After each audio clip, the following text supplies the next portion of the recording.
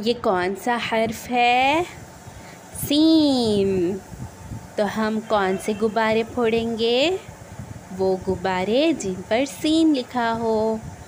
क्या ये सीन है?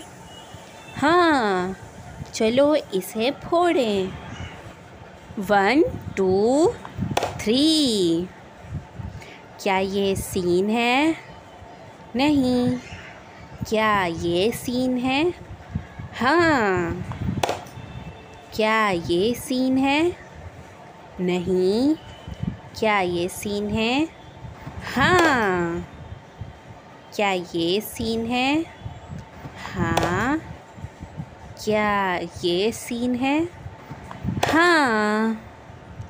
ये कौन सा हर्फ है? फे। तो हम कौन से गुब्बारे फोड़ेंगे? वो गुब्बारे जिन पर फे लिखा हो। क्या ये फे है? नहीं। क्या ये फे है? हाँ। क्या ये फे है? नहीं। क्या ये फे है? हाँ। क्या ये फे है? नहीं। ये भी फे नहीं है। क्या ये फे है? हाँ। ये कौन सा हर्फ है? अलिफ। तो हम कौन से गुब्बारे फोड़ेंगे? वो गुब्बारे जिन पर अलिफ लिखा हो।